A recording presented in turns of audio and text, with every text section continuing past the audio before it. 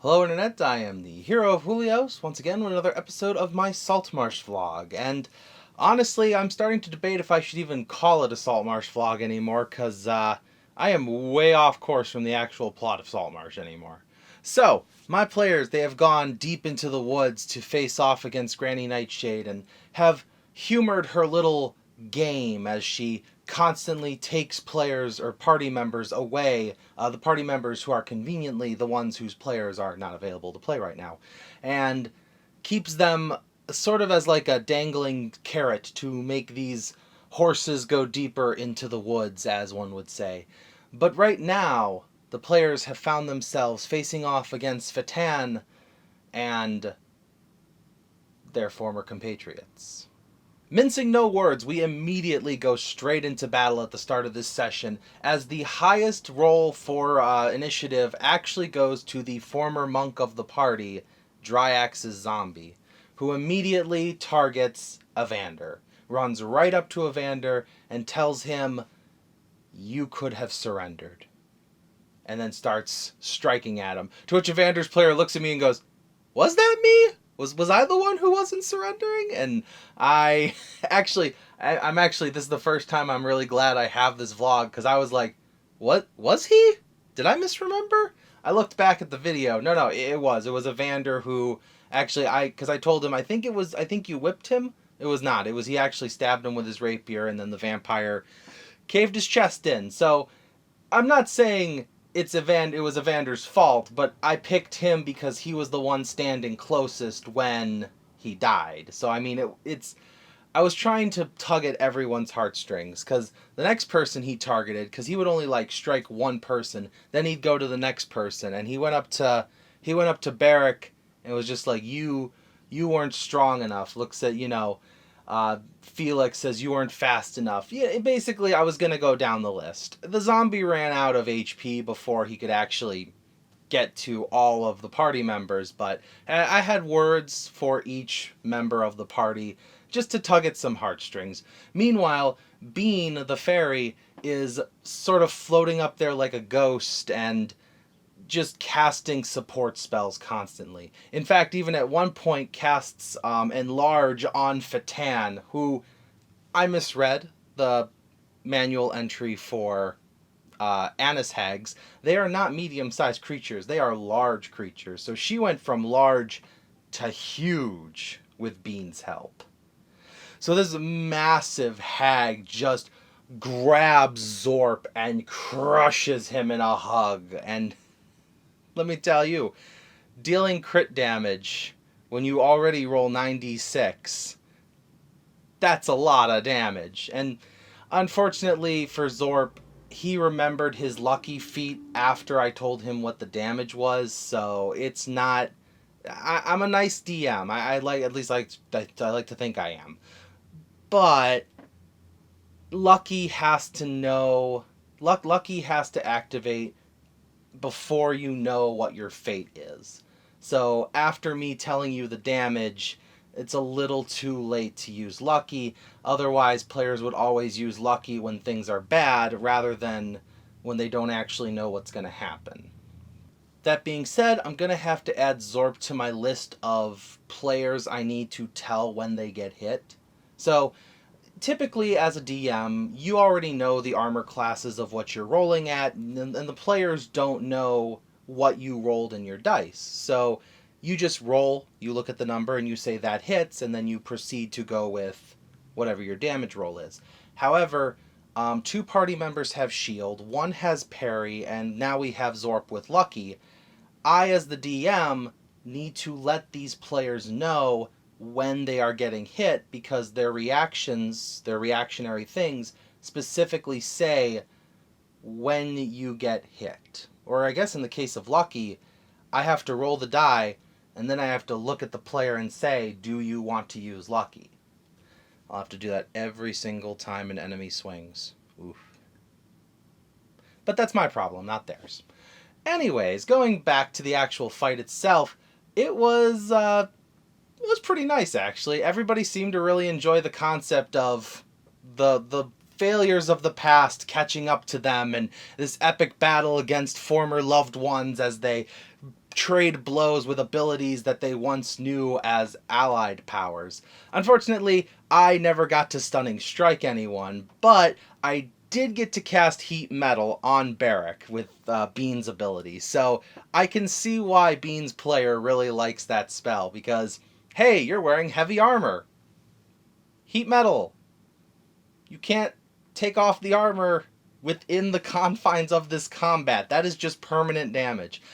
Now, Bean was a level 5 character when he died, so they're all level 9. I round up when I have, so Bean was half their level. If I hadn't given the zombies more HP, they would have died really fast. Anyways, though, after they defeat these two, Fatan is all that's left, and they wail on her. They get so much damage on her, and she just starts crying. You see, Annis hags are physically strong, but their other stats aren't so great. So I kind of treated her kind of like a child almost, and as she is crying, she is begging Granny Nightshade for help, and all Nightshade does to help her is take the lantern away. And the players finish her off. A couple of them even told me they feel a little guilty about killing her now, seeing her cry like this. It was kind of sad.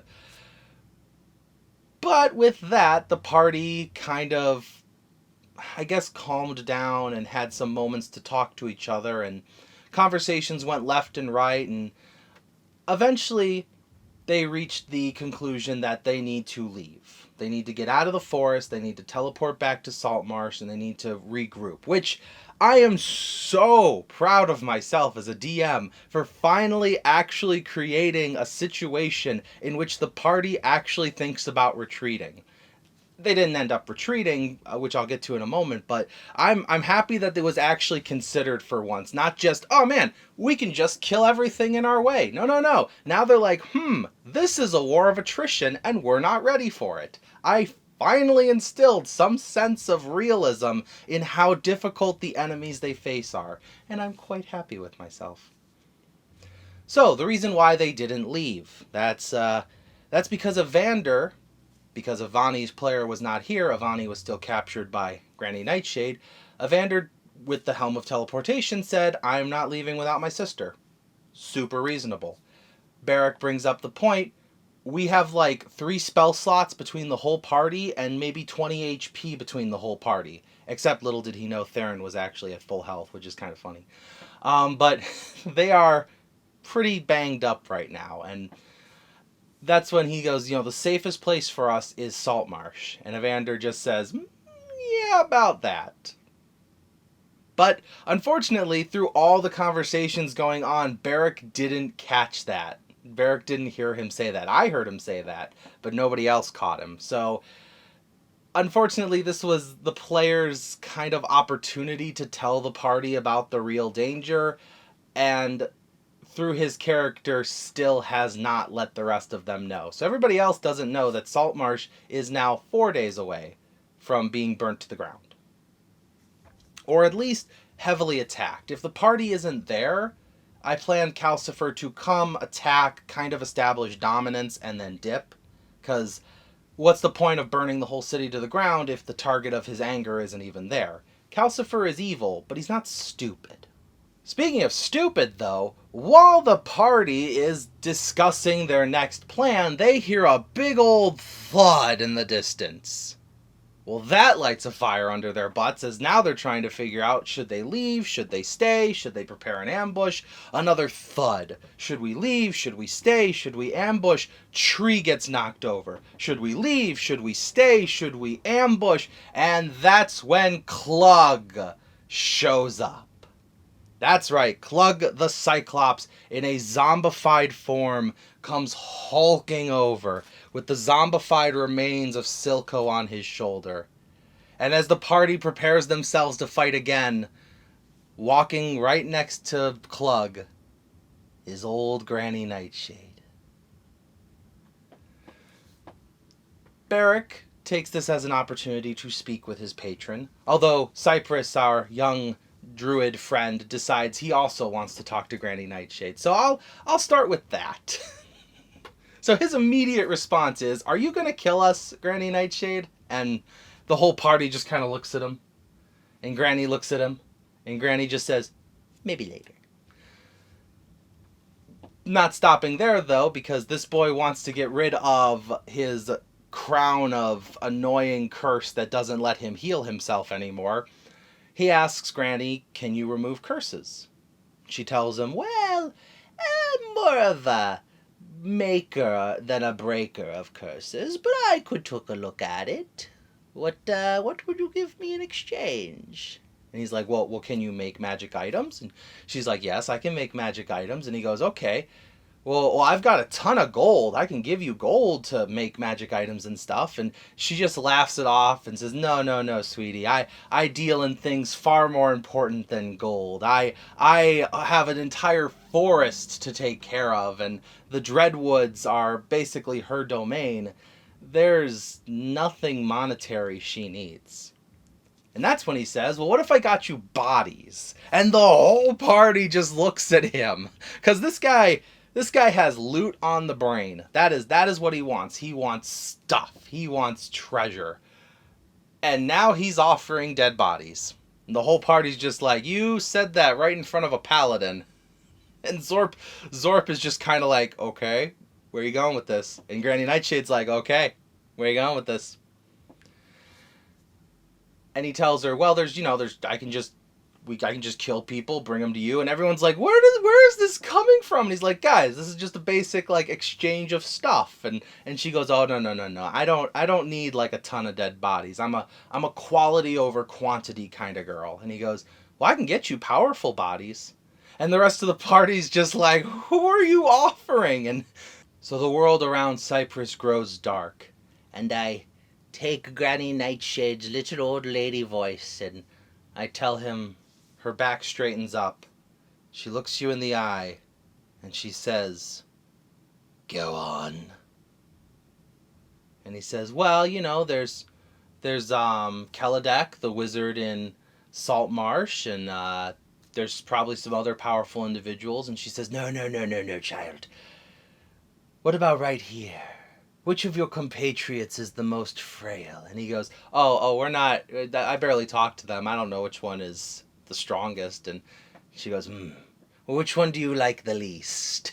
And he goes, "Well, I'm not just gonna kill one of my party members right here." And she goes, "Oh, well, then we have no deal." And she just walks away from him. And before he can continue the conversation, the rest of the party just kind of starts, talking to him, and they're all discussing. And that's when Nightshade takes Barrack aside, and she tells him, "So I saw you were doing some stuff, Barrack," and she thanks him for weaning out the weak members of her group. The Cambion that they killed, the Anis Hag Fatan, who wasn't powerful, even the zombified remains of Dryax. These are all things that she viewed as useful.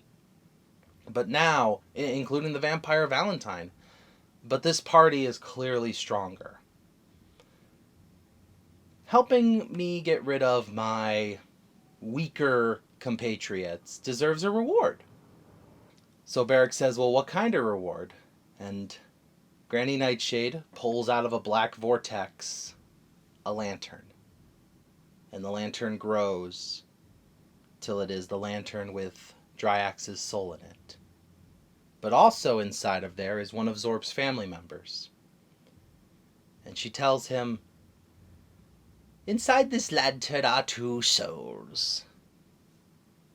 You can tell I really like doing the Granny Nightshade voice, because I don't think I've done any of my other voices in my vlog. I really like this voice. I might use this character in the future. I might change the name and stuff for copyright purposes, but I really like this character. Anyways, inside the lantern are 2 souls. You get to choose which one goes free, and which one is mine forever. So Barrack is faced with a decision. Right in front of Zorp, and right in front of Dryax's friends, he himself being a friend of Dryax. He has to make a choice. The player even decides to flip a coin on it, because it's just that tensuous of a decision. But in the end, Barrack chooses to free Zorp's family. which ends up being Zorp's father, of all things. Which, it was really because I've been talking to Zorp's player about, like, who is where and who is what, and he said that because Granny Nightshade is such a big threat, it would make sense that he would get such an important family member back at this time. So he's got his father and his sister back, and there's plenty of other family members to get later, but that family member has been returned. That family is one step closer to being fully reunited. As for Dryax's soul, which Granny Nightshade holds in her hand, she's curious. It actually caught her and me, the DM, off guard that Beric would choose a stranger's family over the soul of his friend. Regardless, though, mine forever means mine forever. And Granny Nightshade eats the soul. The players don't know that the soul is not gone forever. Right now, they think, okay, it got eaten, that's it. And so many party members are upset by this because that was Dryax's soul. He is not going to the next life. But Beric will have a dream later. And in that dream, he will speak to Granny Nightshade. And in that dream, he will speak to Granny Nightshade surrounded by shelves. And in these shelves will be bottles and cages and jars, all containing little floating motes of light. The souls that she has kept with her. Which has given me a fantastic idea for another stat block for Granny Nightshade. Which, I have to say, as far as homebrewing goes, I think this is the most powerful monster I've ever homebrewed. And that's including the One Piece monster manual I made, where I made Kaido and Big Mom. But, this stat block, she has a new ability. Soul Infusion. Granny Nightshade can use the abilities of any creature whose soul is in her possession. Which means Granny Nightshade now has Stunning Strike and Step of the Wind! Ha ha! This is going to be fun. I am looking forward to this fight, but I am not looking forward to any more potential death. I don't want to be a killer DM, but if I keep hyping up how strong she is, I think someone has to die during the fight. So before she departs, Granny Nightshade counts out the party members and sees that one is missing, so with a wave of her hand, she gives back Avani and tells the party the game is over. She takes one look at Beric and tells him, I've already gotten my prize. Because Granny Nightshade, to really sell it to her warlocks, she needs to break them. And letting your friend's soul get consumed, that's an easy way to break someone. Beric is Granny Nightshade's warlock. And now they both know it. The only other thing of note that happened in this session is the party finally got to have their long rest, which, let me tell you, it's been, I think, 3 sessions since a long rest. So it's been a tumultuous time for them, if I'm using that word right. As they take their long rest, though, Cypress is one of the ones on watch, and he ends up face to face with 2 Gorgons, these giant mechanical bulls that breathe stone-making breath that will petrify you, and they're both getting ready to charge, and I say, Cypress, what do you want to do? And he goes, I run towards them. In my head, I immediately think, you are running towards them. This is the same Cypress who willingly walked up to smugglers and said, hi, how's it going? This is the same Cypress who wandered through a Sahagin barracks. This is the same Cypress who wanted to make a deal with Granny Nightshade. Sure, what's your plan? And he says, I want to ready an action. And I went, oh, that's new for you. What's a ready? What are you readying? And he goes, I'm going to ready Misty Step. And as soon as the 2 of them charge at me, I'm going to poof out of the way so they ram into each other. And I said, yes! Very good. Wonderfully done, Cypress. Very proud of you. This guy has grown so much as a player. From not realizing he had spells to now Misty Stepping to basically play Matador. Very proud, very, very glad with how this is going. So I let it happen, of course, obviously. So the two charge towards each other, he poofs out of the way, and boom! They knock each other prone. They actually failed their saving throws against each other, did damage to themselves. He uses Call Lightning and strikes down on both of them, and the two bulls get up, and they start charging towards him. So he ducks into a cave, and in the cave next to him is Evander, who has been stealthing and kind of just like watching him to see how this goes. The bad news for them is the bulls are in hot pursuit. The good news is the bulls are not smart enough to go single file into this cave, so they both kind of just ram at the front door. The worst news, the two of them are within range of the Gorgon's petrifying breath. Now, Evander had a necklace of adaptation, so rolling with advantage, he was fine. Unfortunately, Cypress started turning to stone, and Evander's player looks at me and he goes, "Hey, I've been watching this fight for a bit. If we like teleported, would these bulls be smart enough to pursue us deeper into the cave?" And I said, "Nah, they wouldn't." He goes, "Okay." I grabbed the Cypress statue, I cast Dimension Door, and I'm gonna go deeper in the cave. So Evander grabs the Cypress statue and dimensions doors back into the cave. Then he, listens for a bit to see if the bulls run away, which they do. They can't go any deeper. They're not going to try. There's nothing there to pursue in their eyes, so they just kind of book it in different directions. Cypress succeeds on his next saving throw, so he doesn't get turned to stone, and that's where the session comes to a close. Overall, I'd say this session was a success. There was heartbreak, there was difficult choices, there was talking to hags, there were giant zombie cyclopses. Overall, just a fantastic D&D session, as well as some deep character improvement and motivation change. Sadly, we'll be losing Felix the Monk for a bit, which is a bummer because I was really looking forward to where that wish granting storyline was going, but his player will be back in a few months, so look forward to that in a few more episodes of this vlog. As of right now, though, I'm not exactly sure what the next step is. The players might return to Saltmarsh in time for a battle with Calcifer, or they might actually try to go deeper into the forest and defeat Granny Nightshade. I have a plan for if the players don't get to Saltmarsh in time, because they do have their crew. They have Boodle the Hill Giant, they have the goblins, they have their actual fighting force with the elves, the dwarf, the humans, their actual ship crew.